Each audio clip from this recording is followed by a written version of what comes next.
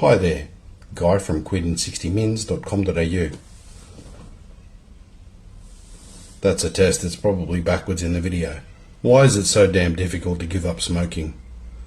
Well, number one, nicotine is very addictive, and you can check your AI or Google that it's almost as addictive as heroin. And we've all seen movies like Trainspotting. Seems damn awful to give up heroin, getting the sweats, the shakes, slight hallucinations.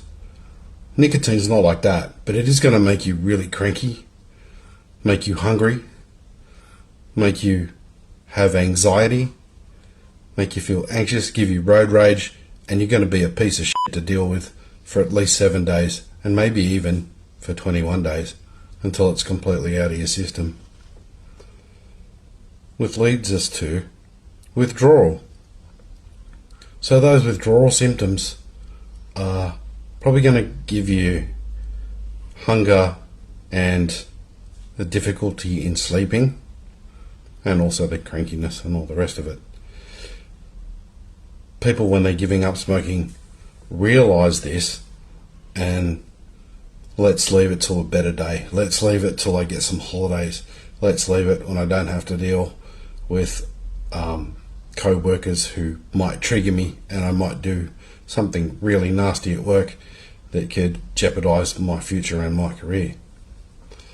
The other thing is habit. From the moment we're born, we have an oral fixation.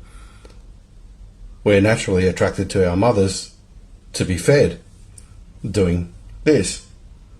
This is smoking, vaping. If you do this often enough, it's like driving your car to work. It becomes autopilot. It's just something that you do. Then there's the psychological issues. Stress, anxiety.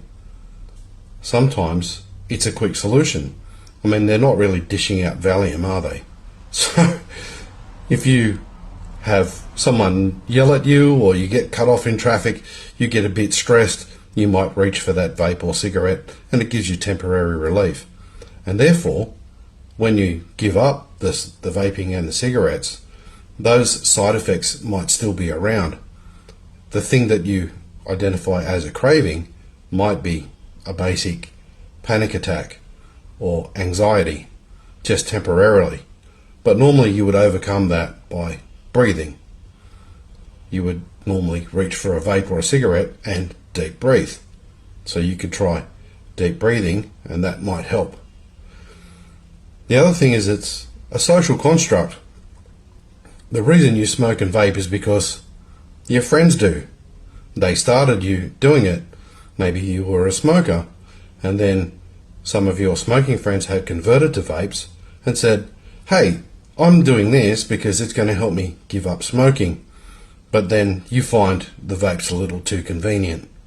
I mean, you can hold it in, breathe it out later, no smoke. You can do this in the shopping mall without getting kicked out by security. You could blow it down your shirt. Or, if you're sitting in the movies, just stick your head under your arm. We've all done it. We've all been there. I've been there because I've been a smoker and a vapor, because I went down the same route.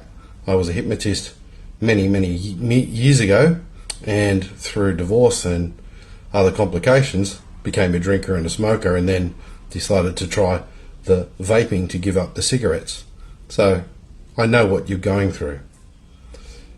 The other thing is, people think it's going to make me fat.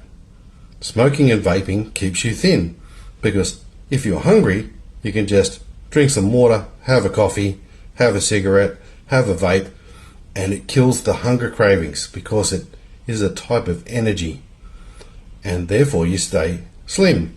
So if you take those habits or those solutions away, people tend to eat more. You fear getting fat, so you continue to smoke. The other thing is lack of support.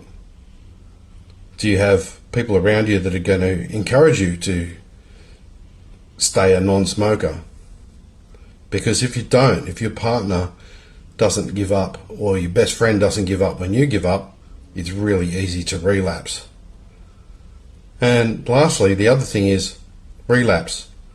Many people have tried on many occasions to go cold turkey, and it works for a little while, but then there's a stress trigger, or you're at a party, at a social event, maybe even 12 months later, when you forget how damn hard it was to give up the cigarettes, and then you catch up with an old friend and they go, hey, let's go outside, I'm going to have a cigarette. You smell it, it smells nice. And they go, hey, do you want one? And you go, oh yeah, why not?